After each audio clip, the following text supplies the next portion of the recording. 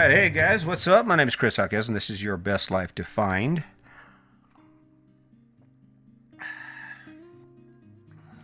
So, I'm gonna ask you a question. What do you want? I mean, you're sitting there and you're sitting there watching TV or surfing the net, or you get up in the morning, you wake up and you take a look around at your life. What do you want? Now, you have to want something because want is innate to who we are. You know what I'm talking about. It's that desire to acquire. You go into the store and you only plan on picking up one thing, and then instead of picking up one thing, you pick up five things, and you're like, wow, dang, how come every time I go to the store it costs $100? Because every time you go to the store, there's things you want. Now, wanting things isn't actually bad, and in fact, I don't think most of us have any way to stop the want. I think the desire to acquire that thing where we go in the grocery store, and no matter what our life looks like, there's always something else we would like to have, like a new cell phone or a new truck, or maybe you want new furniture or you want the house painted. There's always something we'll want, and I think that's innate to who we are because in our inception we were hunter gatherers, and we still are. I mean, in the back in the caveman days, there were things we wanted, and what it did was it kept us alive. In other words, we were out there and we're like, you got to have food and you got to have shelter and you want to be healthy and you want water, and it's just a survival thing. And every time you acquired something, there's a sense of satisfaction that comes with it. And while the environment has changed now, instead of being involved in the hunt and gatherer thing as we think about it, where you're out picking berries and you're killing wildebeest or whatever you killed back then, instead you jump in your car and you go to work and you hunt and gather in the form of socialization and work, and you get your gather is money. But it's not a tangible action. I mean, it's kind of like they're almost disconnected. So when you get home and you go to the store and you have this tool, you're going out and you're still hunting and gathering. That's the want. The question that most people fail to ask themselves is, who is actually controlling your want? Now, I know, I get it. You guys, everyone believes their want. They are the king of their kingdom, the captain of their ship, all that amazing stuff. But subtly, is it really true? I mean, when you think about it, is it really true? Here's something to consider. How is it that everyone you know is living a similar life than you? Now, I'm not talking about from the standpoint of accessorization. I'm not talking about all the accessories they have, or maybe they have a different job. I'm just talking about the overall blueprint for their life. Well, most people own a house, they have debt, they have cars, they have jobs, and they wake up every day and they work Monday through Friday, and they have weekends off to fit in all of the things they love to do.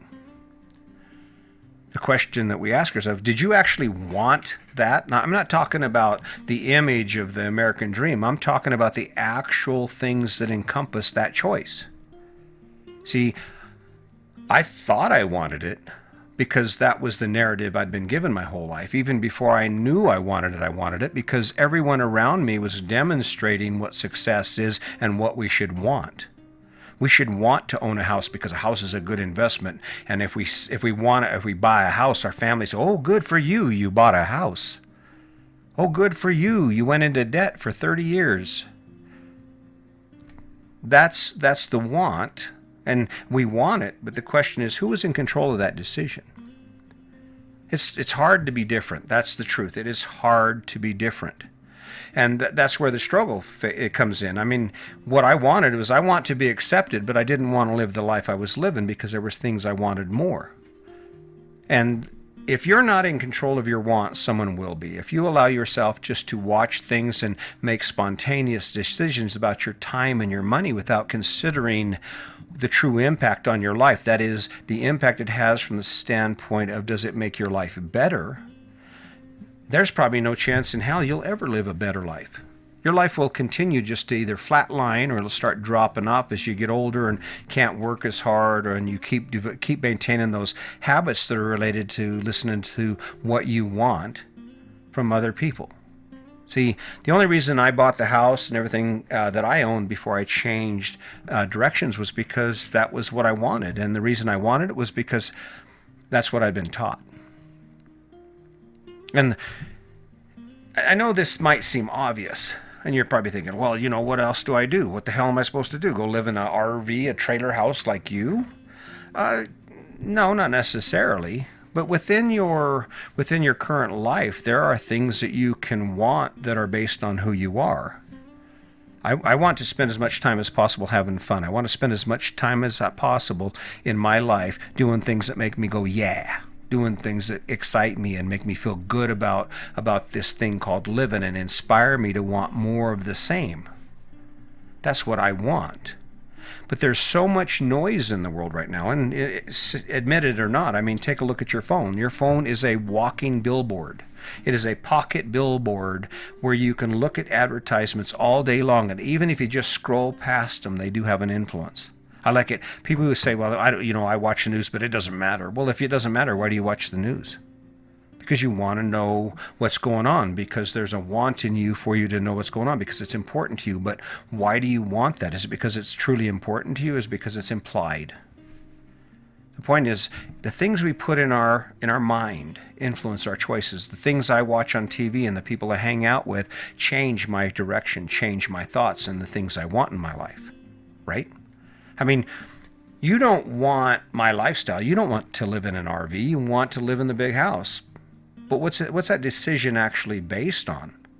That decision's based on the fact that you know what it's like to live in that house. And even if it isn't that great, even if you're unwilling to be honest with yourself about just how truly great it is to wake up on a Saturday with a big house, big yard, and all that stuff, the idea that I'm living in an RV comes across as being, I don't want that. I don't want that. Well, why not? Had the whole world been centered around living on a sailboat, have your whole life, instead of you seeing people who were living conventional lives, if you were surrounded by people who lived on sailboats, let's say you were one of those kids that got raised on a sailboat by some progressive parents, and all their friends were sailors, and that's what they did, and they were minimalists. They didn't have a lot of stuff or a lot of things around them, and they valued the experience of life and sailing. There's a good chance that you would want to own your own boat. You would have these ideas in your head about, well, I think I'm going with the catamaran, Dad. What do you think about catamarans? And those would be the kind of conversations you'd be having. And it wouldn't be anything for you to want that. And it's partly because that's what you've been exposed to. Even if sailing really isn't your thing, even if there are things about sailing that you may not dig as much as your parents did. And the same is true for the choices we make with our house or with our cars or with our relationships. You got to be careful. See, in my relationship, the last thing we ever do is focus on the negative. You know what? You focus on the negative and that's what you get. What do you want? You want an amazing relationship, right?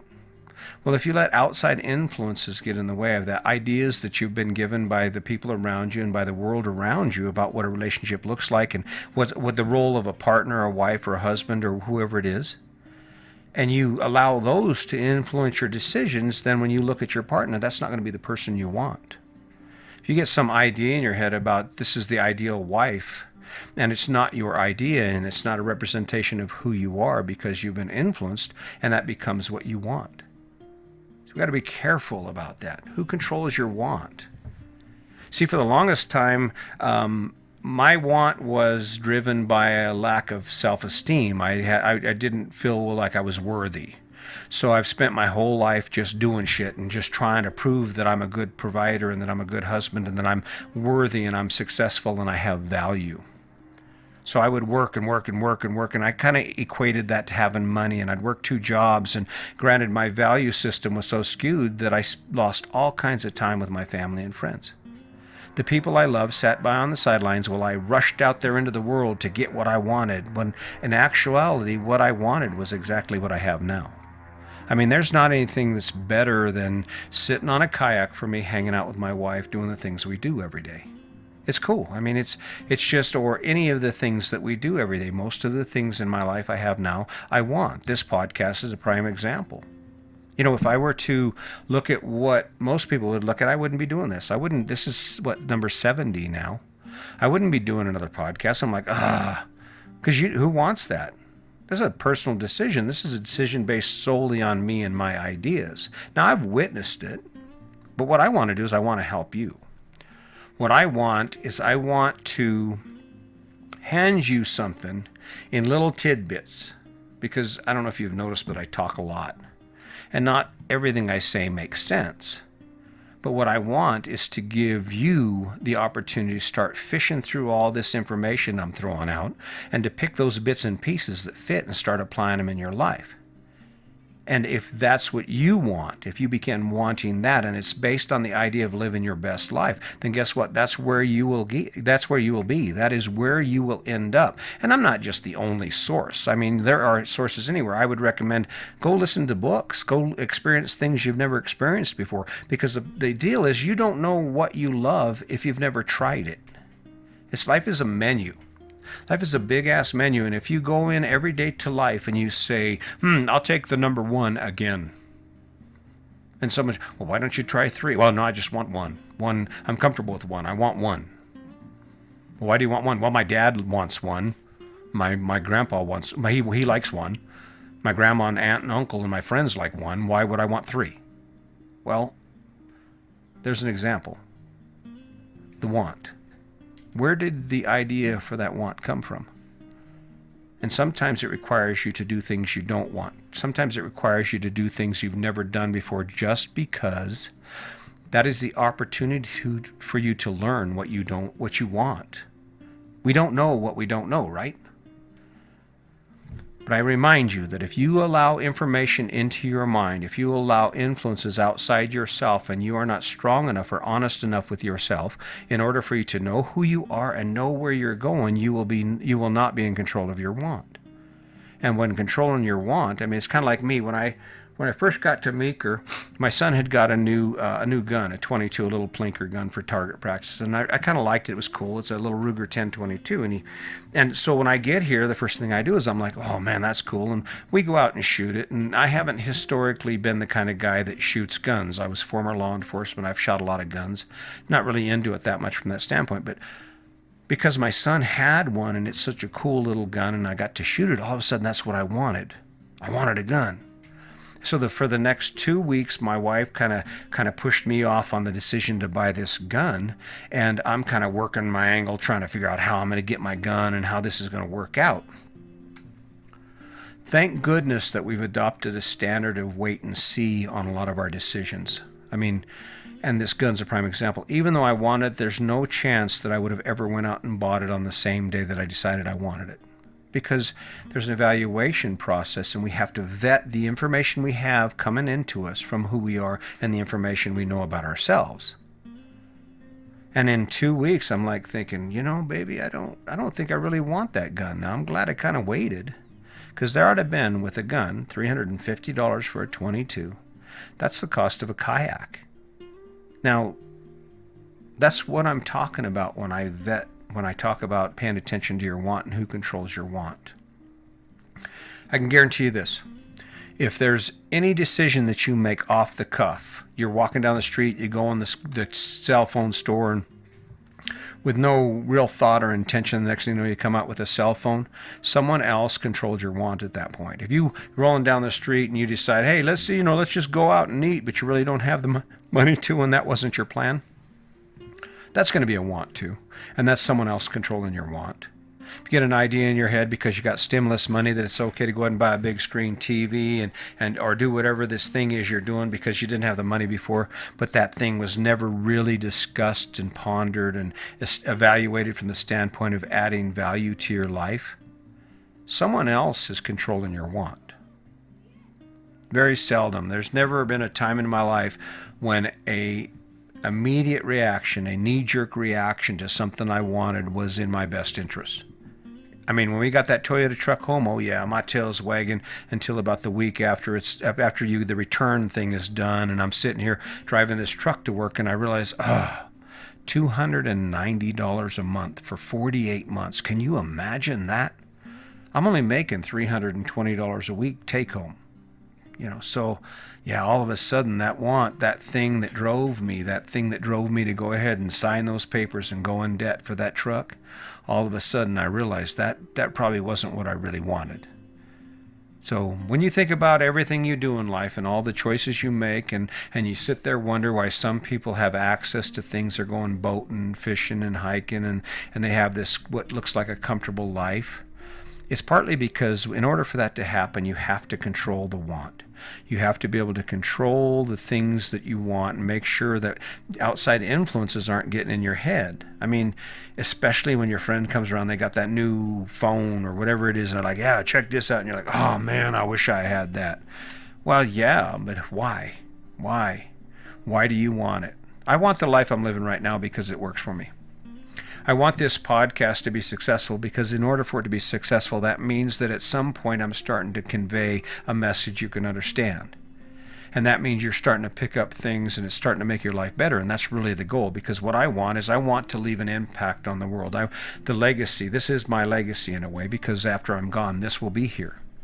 And the only way that would be better is if you actually stop for a minute and ask yourself some serious questions about why your life looks the way it does and why you continue to do the things you do.